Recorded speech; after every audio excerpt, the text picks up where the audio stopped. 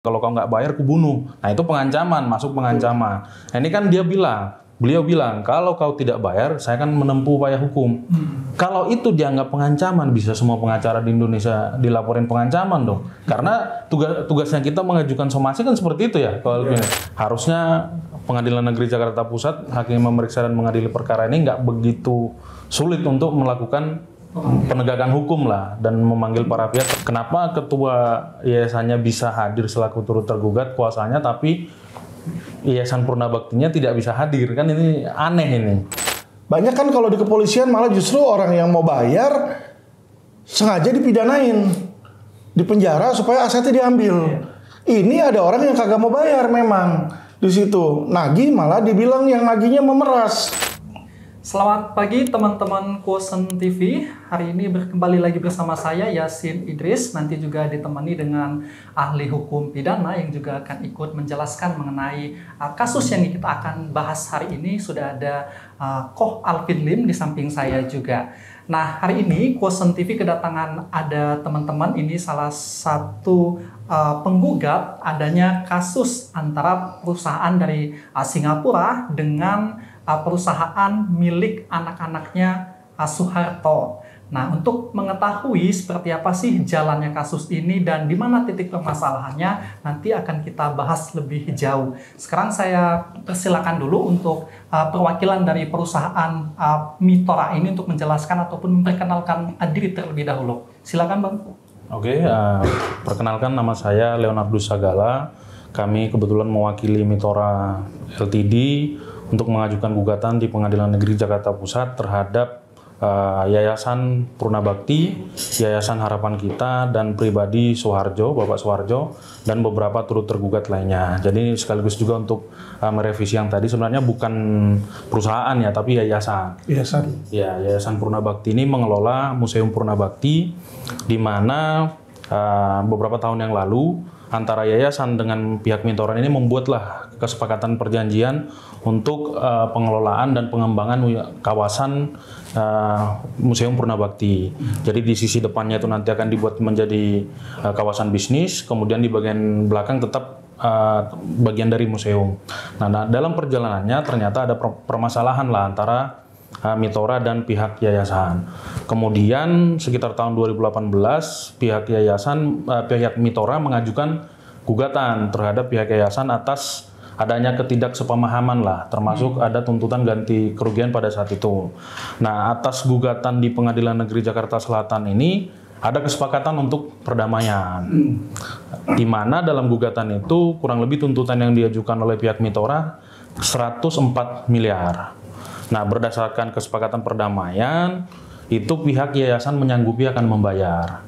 Kemudian pada prosesnya pihak yayasan mengeluarkan surat tugas, di mana surat tugasnya ini memerintahkan pihak yayasan untuk melakukan pembayaran. Kemudian berlarut-larutlah ini persoalan, soal pembayaran 104 M ini. Tetapi pihak Mitora itu sudah melakukan pencabutan gugatan. Akhirnya, kemudian ada namanya Bapak Soeharjo ini, dia mengaku mewakili pihak Yayasan Harapan Kita. Dia mengeluarkan surat tugas baru di mana dia menyatakan bahwa pihak Yayasan Harapan Kita akan bertanggung jawab lah, itu ikut serta menyelesaikan pembayaran 104 M. Kemudian dilakukan pembayaran secara bertahap. Dengan total yang sudah dilakukan pembayaran itu kurang lebih 70 miliar. Sehingga ada sisa sekitar 34 miliar yang belum terbayarkan. Nah, gugatan di Jakarta Pusat ini berkaitan dengan sisa pembayaran 34 miliar itu, seperti itu. Artinya gugatan ini baru ya dimasukkan lagi ya? Baru pada bulan Januari kemarin kami mengajukan gugatan di Pengadilan Negeri Jakarta Pusat dengan pihak tergugatnya itu Yayasan Purnabakti tergugat 1, kemudian Soeharjo dan Yayasan Harapan Kita.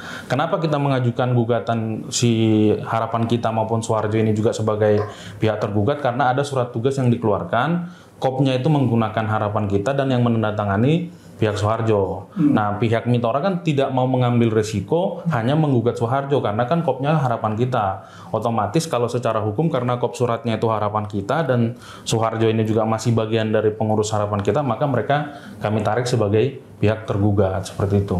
Kalau ini Bakli alasannya mengajukan gugatan kembali karena memang seperti tadi ya, berlarut-larut artinya tidak dibayar dalam jangka waktu yang telah ditentukan. Betul kan, seperti yang tadi saya jelaskan di awal, sudah ada kesepakatan perdamaian soal penyelesaian gugatan di Pengadilan Negeri Jakarta Selatan, yaitu mereka akan membayar soal 104 miliar. Ternyata dalam prosesnya kan mereka hanya baru membayar itu 70 miliar, dan itu pun pembayarannya secara mencicil, itu berkali-kali dicicil. Dan 34 M ini sampai dengan sekarang diminta juga nggak dibayar. Belum dibayar sampai sekarang. Apa alasan mereka apa, ataukah mereka menghilang?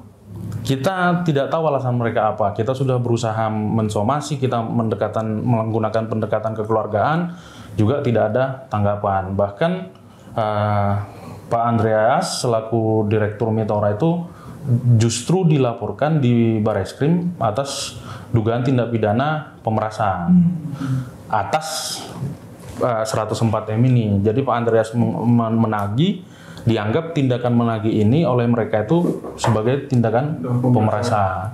Yang melaporkan siapa itu? Kalau tidak salah yang melaporkan itu pribadi, lawyer mengaku sebagai kuasanya Suharjo ya Pak. Iya. Karena kebetulan untuk perkara pemerasan itu yang lebih intens langsung dari pihak korban untuk penanganannya di Bareskrim. Kami baru ikut itu pada saat sudah ada gelar perkara ya Pak Denny ya? Sudah dilakukan gelar perkara berkali-kali, tetapi kesimpulannya itu nggak jelas nih Pak. Jadi tidak ada kepastian hukum nih buat Pak Andreas. Yang terakhir surat yang kami terima itu dinyatakan bahwa belum cukup bukti untuk perkaranya itu, sehingga perlu dilakukan pendalaman. Kemudian terakhir kami bersurat ke Bareskrim, kami minta kejelasan nih, ini perkara sudah bagaimana, apakah dihentikan atau dilanjutkan? Kalau dihentikan, mana penghentian penyelidikannya? Meskipun secara KUHP kita ngomong kan nggak ada bentuk formil dari penghentian penyelidikan, tetapi kan secara kepastian harus diberikan. Apakah melalui SP2HP itu sampai sekarang kita nggak terima. Nah justru terakhir si Pak Andreas, beliau justru dipanggil untuk pemeriksaan, tapi pemeriksaannya menjadi mundur. Yang dibahas lagi soal 100 M ini dasarnya apa, gitu. Padahal kan soal angka 104 M ini kan sudah disepakati melalui kesepakatan perdamaian pencabutan gugatan di Pengadilan Negeri Jakarta Selatan, seperti itu. Oke, baik.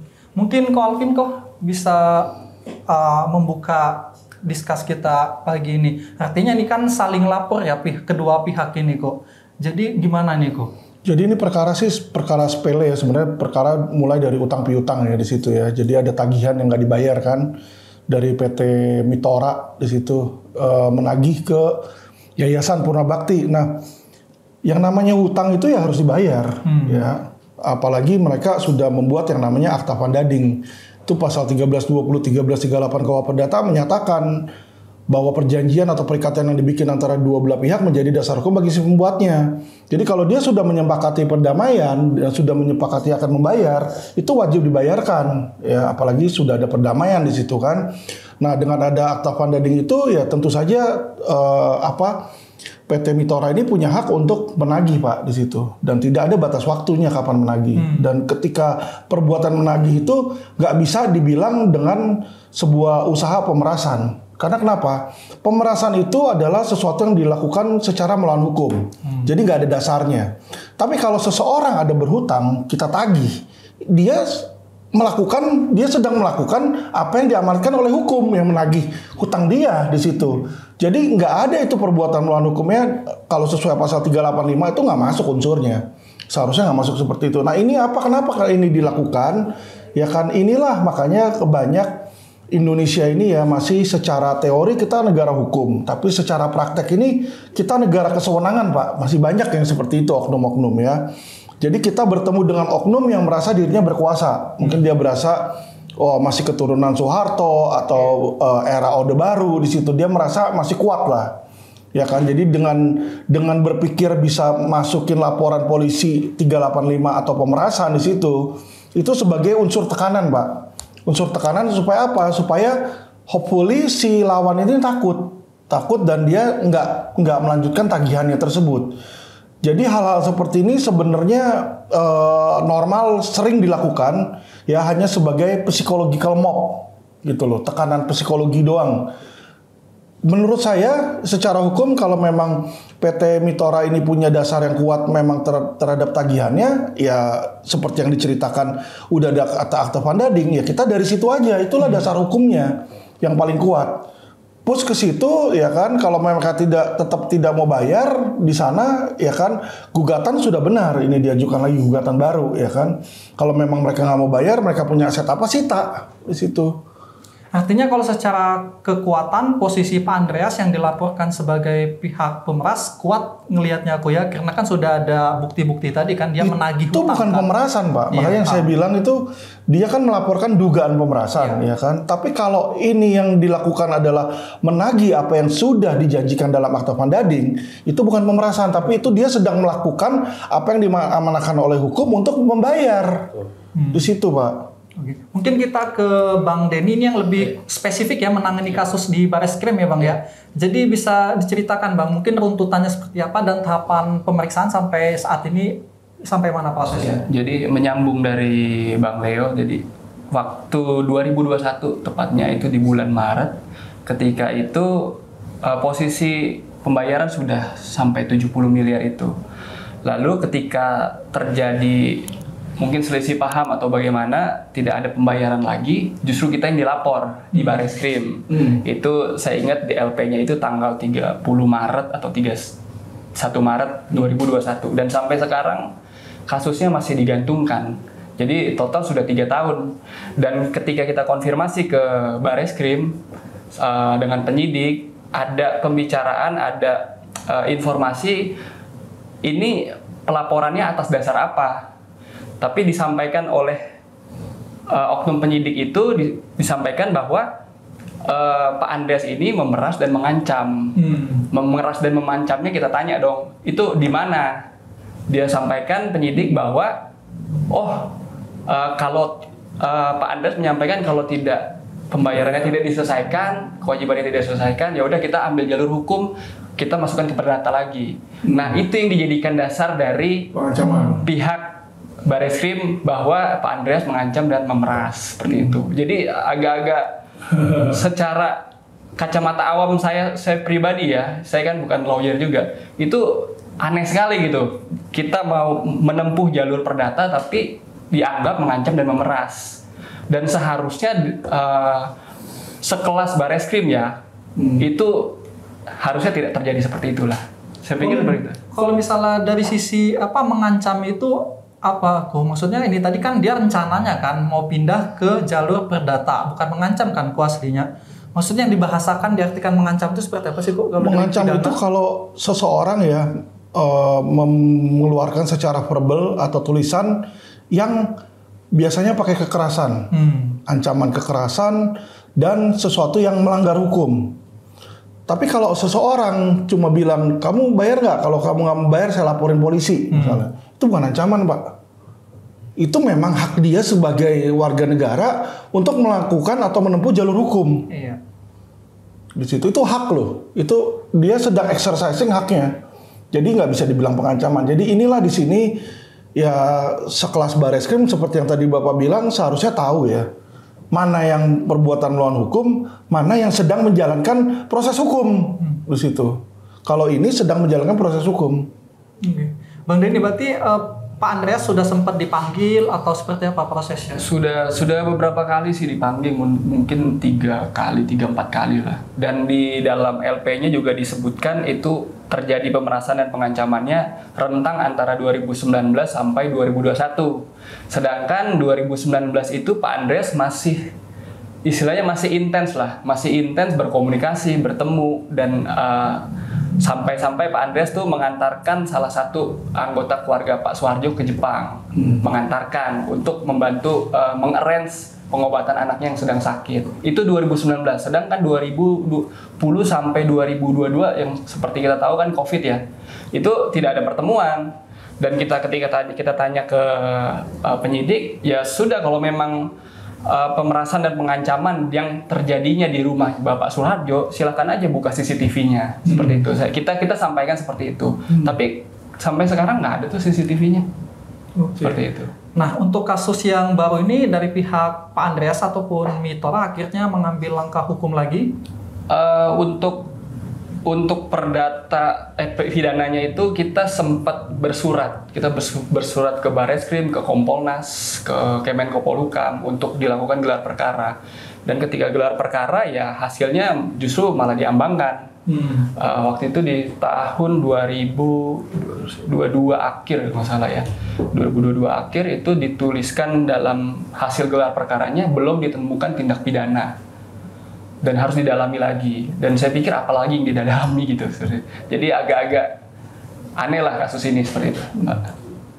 Artinya langkah hukum ke depan ya tetap menunggu apa sudah? Kita untuk yang Bareskrim kita belum ada langkah hukum lanjutan, tapi kita lakukan langkah hukum di perdata ini, dan kita juga ada langkah hukum satu lagi itu di pidana di Polres Jakarta Timur terkait pengambilan kunci Museum Purnabakti Pertiwi yang seharusnya kita kelola ya. Jadi kita di dalam perjanjian itu kita mengelola museum dan dikasih kunci. Tapi pada perjalanannya tidak semulus apa yang kita pikirkan seperti itu. Dan akhirnya karena kunci kita diambil, yang seharusnya kita pegang dan kita lanjutkan, tapi karena banyak halangan-halangan ya akhirnya kita laporkan itu. Sejak kapan itu Mas Denny? Pengambilan kunci sepertinya 2021 juga deh. Dan kita sudah mencoba persuasif juga untuk ya kita juga tidak mau ya berlarut-larut permasalahan ini kan. Jadi kita berusaha ini mau dilanjut atau bagaimana seperti itu. Karena kita sebagai perusahaan kos operasional terus berjalan. Kita tetap menjaga di museum juga tetap kita jaga. Ada pengamanannya seperti itu, security seperti itu.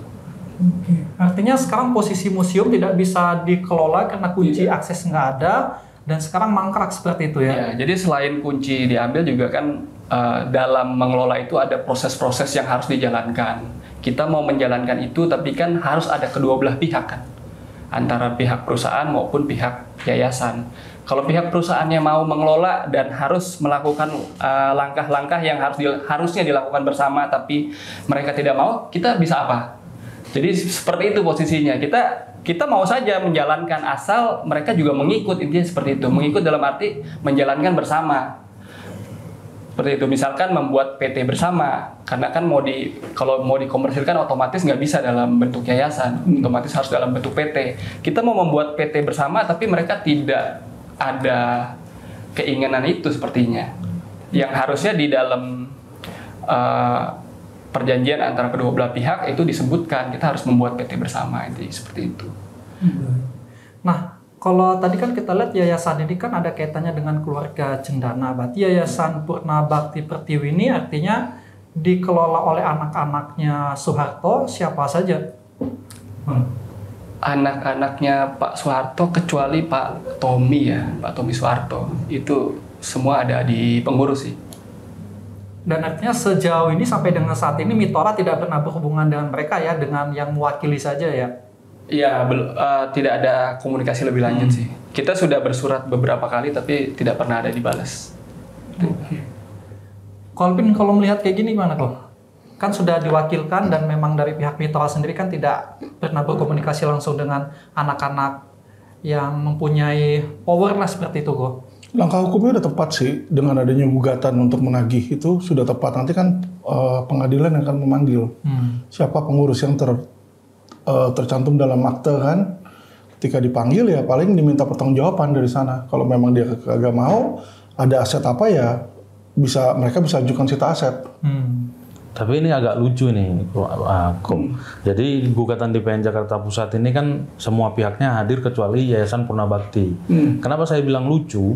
Pengurusnya itu kan kami jadikan sebagai turut tergugat. Mereka hadir, kuasanya hadir di persidangan. Tapi kuasanya Purnabakti nggak ada. Kami nggak tahu nih apa maksud mereka. Apakah sengaja Yayasan Purnabakti ini dibuat nggak hadir? Kita nggak tahu nih arahnya kemana tujuannya mereka. Tapi para pengurus yayasan itu ada kuasanya. Ini kami selama udah 3 kali persidangan ini bertanya-tanya ini arahnya mereka mau kemana nih? Pribadinya sebagai turut tergugat memberikan kuasa, tapi Yayasan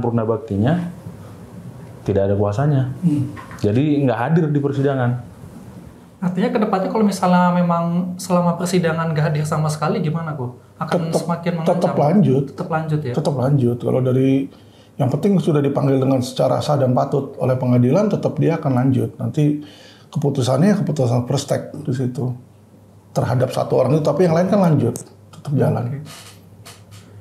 Terus Bang Leo, kalau misalnya kan otomatis dengan pengelolaan tidak bisa, tapi kita tetap menjaga di situ kan, artinya kan pengeluaran juga kerugian terus berjalan kan selama waktu ini. Apa akhirnya menggugat juga atau seperti apa? Jadi sebenarnya untuk persoalan Mitora dengan yayasan ini menjadi ada beberapa klaster ya Pak ya, ada beberapa bagian lah. Jadi terkait dengan perjanjian induknya itu harus sebenarnya ada persoalan juga. Apakah itu dilanjut atau tidak? Kalau tidak dilanjut atau mau dilakukan pembatalan, otomatis kan harus ada ganti rugi ke pihak Mitora selaku pihak yang sudah mengeluarkan biaya atau mengalami kerugian. Nah, untuk klaster perjanjian pokok ini di dalam perjanjiannya mereka itu mensyaratkan choice of forumnya itu di arbitrase, di banding. Dan ini masih dipertimbangkan lah apakah pihak Mitora akan mengajukan upaya hukum ke arbitrase atau tidak. Kemudian klaster yang kedua seperti yang dijelaskan Pak Denny tadi itu surat yang sekarang kami ajukan di PN Pusat ini kan sudah melibatkan Yayasan Harapan Kita menggunakan surat tugas. Makanya ini nggak bisa digabungkan dengan perjanjian induknya karena perjanjian induknya itu kan hanya antara Yayasan Purna Bakti dengan Mitora. Sedangkan yang terkait surat tugas mengenai tagihan 104M ini kan sudah melibatkan Purna Bakti maupun Bapak Suharjo, baik dia selaku pribadi maupun selaku pengurus Yayasan Harapan Kita. Nah, kemudian klaster yang ketiga ini berkaitan dengan seperti yang dijelaskan Pak Denny tadi bahwa dari tahun 2019 itu ada upaya pengurusan dan pendampingan yang dilakukan oleh pihak Mitora terhadap anaknya Bapak Suharjo ya Pak. Yeah. Dia mengalami ada penyakit, kemudian ada sakit lah. Kemudian dibawa berobat ke Singapura atas pendampingan dan fasilitas dari ke Jepang yang dibantu oleh pihak Mitora dan sekarang udah sembuh ya. Puji Tuhannya udah sembuh lah sekarang. Nah, terkait itu juga belum ada semacam kompensasi atau penggantian terhadap biaya-biaya yang dikeluarkan oleh pihak Mitora selama menjalani proses pengobatan itu. Itu untuk klaster perkara perdatanya. Kemudian untuk perkara pidananya kan yang seperti yang tadi, yang di Barreskrim, Pak Andreas sebagai terlapor dilaporkan, meskipun sebenarnya tindakan Pak Andreas itu kalau dari bahasa hukum ya Pak Kualpin ya, itu kan sebenarnya somasi kan sebenarnya. Cuman kalau biasanya kalau pengacara yang menyampaikan itu baru dianggap sebagai somasi. Kalau pribadi kadang dianggapnya kau ngancam apa segala macam. Padahal somasi itu kan dia menyampaikan bahwa akan ada nih konsekuensi hukum yang akan dilakukan. Kecuali kalau tadi Pak Andreas bilang kalau kau nggak bayar kubunuh. Nah itu pengancaman, masuk pengancaman. Nah ini kan beliau bilang kalau kau tidak bayar saya akan menempuh upaya hukum. Kalau itu dianggap pengancaman, bisa semua pengacara di Indonesia dilaporin pengancaman dong. Karena tugasnya kita mengajukan somasi kan seperti itu ya. Kalau kita bisa dilaporkan seperti itu ya mau dibawa kemana hukumnya Indonesia? Penjara tambah penuh kok ya. Ya pengacara bisa dipenjara semua karena kan kita somasi kan bilang kalau dalam jangka waktu sekian tidak dibayar maka kami akan laporkan pidana atau gugat perdata. Masa kita mau dibilang ngancam? Gitu loh. Nah ini kan agak lucu memang untuk kasus yang di Barreskrim. Kemudian kasus yang dilaporkan terkait dengan yang masalah kunci.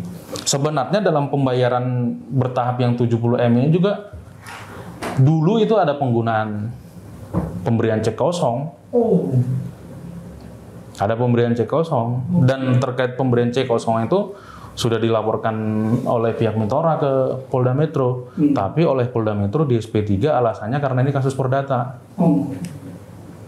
Sependek pemahaman saya sebagai orang hukum ya, kalau penggunaan cek kosong itu pure pidana, itu penipuan. Sependek pemahaman saya nggak tahu kenapa Polda Metro, Krimum Polda Metro tiba-tiba bisa menyimpulkan bahwa itu perdata. Gimana kok? Betul tuh kan? Soalnya kan penipuan kok ya, cek kosong itu kan yang diberikan kepada orang lain seperti itu. Saya nggak tahu kenapa alasannya Polda Metro menghentikan penyidikan atau apakah udah lidik atau masih sidik. Saya nggak tahu juga itu kan di situ. Tapi biasanya itu namanya penipuan ini dia kan harus ada rangkaian kebohongan ya dan modus tipu daya di situ. Biasanya kalau cek kosong doang itu agak kurang kuat sih, banyak yang dihentikan sih di situ penyidikannya karena cek kosong selama nanti berikutnya dia ada pembayaran lagi mungkin masih bisa dibilang sebagai itikat baik di situ.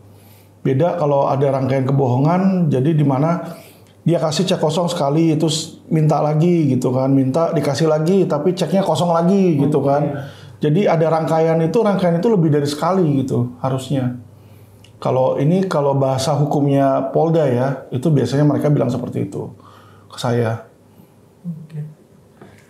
Bang Leo, mungkin teman-teman juga Question TV pengen tahu sebetulnya museum ini sebetulnya dijadikan apa sih, tempat wisata atau apa rencananya itu? Kalau dulu sepengetahuan kami itu sempat jadi destinasi wisata ya. Kebetulan anak-anak sekolah juga banyak yang dibawa ke situ ya. Dan ada juga semacam pembayaran lah ya untuk masuk ke sana. Ada tiket. Sama seperti Harapan Kita sebenarnya dulu. Taman Mini. Yang Taman Mini yang dikelola oleh Harapan Kita itu sama posisinya. Cuman kalau Purna Bakti itu akhirnya ditutup karena kan ada rencana pengembangan dan pengelolaan itu. Dan akhirnya sekarang ya berhenti, nggak bisa yang tadinya bisa bermanfaat untuk pendidikan, setidaknya kan sejarah bagaimana kepemimpinan Pak Harto, akhirnya sekarang udah nggak bisa. Oke. Alvin, ini kan kalau misalnya ada orang yang seperti tadi keluarganya Pak Harto, mereka kan secara nama kan populer gitu kan. Misalnya kita menggugat langsung mencolek nama mereka, ini apakah bisa sehingga langsung mendapat perhatian khusus dari mereka? Kan kalau kayak gini kan pihak mitra kan menggugat dari perwakilan mereka kan, artinya makanya tidak blow up di media juga seperti itu kok. Aslinya kalau dengan menggugat langsung anak-anak yang terlibat di yayasan tadi bisa nggak sih kok? Jadi yayasan itu kan kayak PT ya sebenarnya. Kalau PT itu kan kita kayak perusahaan, ada pengurusnya, ada direktur komisaris dan juga ada pemegang saham. Nah, ini anak-anaknya ini posisinya sebagai apa? Kalau dia posisinya sebagai pemegang saham, tentu pemegang saham nggak ada urusannya, nggak ada ikut campurnya dengan kepengurusan dari yayasan tersebut, gitu loh. Jadi yayasan tersebut sebenarnya direksinya siapa di situ, dan direkturnya itulah yang bertanggung jawab, pengurusnya itulah yang bertanggung jawab, Pak, seharusnya. Jadi kalau anaknya dicolek pun anaknya tinggal bilang, loh saya cuma pemilik atau saya cuma anggota di situ, ya kan? Dan dia mungkin nggak punya wewenang di situ. Jadi menurut saya ya memang yang harus mengurus ini ya direkturnya, pengurusnya itu yang memang sesuai akte atau sesuai kepengurusan ya memang yang ditunjuk berhak dan sah di situ. Karena ini bukan masalah pribadinya si anak cendana tersebut, tapi ini masalah yayasan. Jadi yayasan ini sebuah badan usaha yang terpisah, Pak, punya legalitas sendiri di situ. Jadi kalau kita justru nyolek anaknya malah mungkin nanti malah salah, malah dianggap ngancem. Misalnya kita bilang, bayar dong lu, gitu kan. Loh, apa urusannya sama saya? Misalnya kayak saya punya saham BCA, terus BCA ngutang misalnya sama bapak ini. Apakah bapak ini terus tagih ke saya? Kan kamu pemilik BCA, kamu punya saham BCA. Apa urusannya sama saya? Kan BCA ada direkturnya gitu. Nah, seperti itu sih, Pak. Jadi memang kalau memang si Pak Soeharjo itu sudah ditunjuk sebagai pengurus, ya dia yang harus bertanggung jawab. Dan coba dilihat aktenya apakah memang benar dia pengurusnya atau pengurus abal-abal. Kalau dia pengurus abal-abal, kita bisa laporin polisi juga kan di situ. Bang Leo, mungkin ada dokumen awal yang memang ada pernyataan perjanjian akan melunasi 104 miliar itu yang mungkin bisa dilihatkan ke teman-teman Question TV. Memang sudah ada perjanjiannya ya kan? Ada surat tugas. Ada surat tugasnya ya. Nah, ini jadi teman-teman Question TV, ini adalah bukti ya yang menyatakan adanya perjanjian antara pihak Mitora dan juga tadi yang digugat ingin melunasi utang sebesar 104 M itu ya. Nah, ini kalau kita lihat ya dokumennya juga sudah ada, jadi memang secara hukum ini kuat sehingga makanya pihak dari Mitra ini ingin meminta haknya. Yang tanda tangan itu Pak Soeharjo. Nah, ini tadi yang dijelaskan juga oleh Bang Leo bahwa yang tanda tangan adalah Pak Soeharjo yang mewakili yayasan tadi itu ya. Kemudian kalau ini Bang Leo sejauh proses kemudian sampai dengan saat ini melihat yang Anda lawan ini kan adalah ya tadi punya kekuasaan gitu. Artinya gimana secara dari sisi prosesnya lancar? Apakah memang ada ya tadi seperti dihalang-halangi seperti itu? Sejauh ini sih seperti yang saya jelaskan tadi, yang lucu itu karena para pengurus Yayasan Purna Bakti itu hadir selaku turut tergugat kuasanya, tapi si Yayasan Purna Baktinya sendiri nggak hadir. Itu aja sih yang menjadi sampai saat ini yang menjadi agak lucu. Kalau soal hambatan atau gimana, sejauh ini sih kita belum ada. Karena kami meyakini, karena secara hukum ini kan gugatan kami ini didasarkan pada sudah ada kesepakatan perdamaian sebelumnya soal 104M, cuman mereka nggak memenuhi kewajiban aja. Harusnya Pengadilan Negeri Jakarta Pusat, hakim memeriksa dan mengadili perkara ini nggak begitu sulit untuk melakukan penegakan hukum lah dan memanggil para pihak, termasuk kami juga mengajukan permohonan sita kan terhadap aset-asetnya Yayasan Purna Bakti. Seperti yang dijelaskan tadi, ada museum dan ada puri juga di sana. Itu sih sejauh ini belum ada kekhawatiran. Kita nanti tinggal lihat karena kan masih proses awal, masih pemeriksaan legalitas, belum masuk ke pokok perkara. Mungkin kalaupun ada hambatan atau halangan-halangan baru mungkin akan kelihatan ketika masuk proses pokok perkara seperti itu. Tapi alasan mereka tidak hadir sampai dengan saat ini apa? Memang tidak diundang? Apa memang abai seperti itu? Berdasarkan penjelasan ketua majelis yang memeriksa, surat panggilan mereka sampai. Oke. Dan buktinya pengurusnya yang jadi ketua, sekretaris bendahara bisa hadir di persidangan kuasanya. Tapi itu bisa menjadi penguat posisi dari Mitora nantinya kan? Ya itu nanti tentu dalam proses jawab maupun pemeriksaan pokok perkara kan akan jadi catatan yang akan kami sampaikan kepada majelis hakim kan. Karena kenapa ketua yayasannya bisa hadir selaku turut tergugat kuasanya tapi Yayasan Purna Baktinya tidak bisa hadir, kan ini aneh ini. Seperti itu. Baik, Kolim sebagai salah satu ahli hukum pidana gimana melihat serangkaian kasus ini, Go? Ya ini cuma utang piutang di mana orang nggak punya itikat baik untuk bayar lah sebenarnya. Ya makanya kalau nggak mau bayar ya jangan utang. Sebenarnya simpelnya kan di situ. Ya kan ini kasus-kasus ini kan sebenarnya marak tapi dalam bentuk-bentuk yang lain. Contoh kemarin itu yang di Palembang ya atau Sumatera tuh ada polisi yang di stopin sama 12 debt collector kan. Ya dia nggak bayar utang ya debt collector nagih mobil, itu hal yang normal ya kan. Tapi ketika mobil yang nggak mau dibalikin, akhirnya terjadilah di sini adu jotos, adu tembak di sini kan. Jadi sebenarnya sepele, masalahnya dari utang piutang di situ. Banyak orang yang memang nggak boleh dikasih utang karena memang dia kagak mau bayar. Memang bukan niatnya mau utang, niatnya mau ngambil. Nah kalau itu sebenarnya sudah masuknya bukan ke perdataan. Orang yang memang mau ngambil utang tapi nggak mau bayar itu sebenarnya udah pidana, karena dari itikat baiknya dia udah nggak ada. Jadi yang membedakan antara utang piutang sama pidana penipuan adalah ada atau tidaknya unsur itikat baik, atmos of goodwill istilahnya. Kalau dia masih punya atmos of goodwill untuk membayar di situ, ya tapi dia nggak mampu, itu nanti masuknya one prestasi. Ya kan memang dia mau bayar tapi nggak mampu. Jadi itu nggak bisa dibilang pidana. Banyak kan kalau di kepolisian malah justru orang yang mau bayar sengaja dipidanain, dipenjara supaya asetnya diambil. Ini ada orang yang kagak mau bayar memang di situ. Nagih malah dibilang yang nagihnya memeras. Jadi di sini seharusnya aparat penegak hukum nih harusnya jeli Pak dan bijak. Dia harus bisa melihat ya kan mana yang memang punya itikat baik, mana yang memang punya itikat buruk di situ. Baik, mungkin closing statement dari perwakilan pihak Mitra apa yang mau disampaikan Bang Leo atau Bang Denny? Ya, kalau dari pihak perusahaan sih kami harapkan karena dari awal kita mau bekerja sama itu untuk kepentingan bersama ya, bukan hanya kepentingan Mitora tapi kepentingan yayasan, juga di situ ada kepentingan Indonesia juga di situ karena di situ ada sejarah, budaya, dan selain itu terkait investasi juga itu kan menguntungkan Indonesia. Jadi segala sesuatu terkait kerjasama ini kita inginnya sesuatu yang win-win solution untuk semua pihak lah, seperti itu. Tapi pada kenyataannya kan kami dihalang-halangi seperti itu kan, dihalang-halangi dan justru malah ada pelaporan, pengancaman, pemerasan. Itu ya kita harapkan hukum di Indonesia bisa melihat lagi lah, bisa bijak lagi, aparat penegak hukum bisa benar-benar menegakkan hukum gitu, tidak pandang bulu walaupun ada kekuasaan atau apapun itu. Jadi dari saya sih itu aja, dan kita harapkan segala sesuatu persoalan ini dapat segera selesai lah gitu, seperti itu.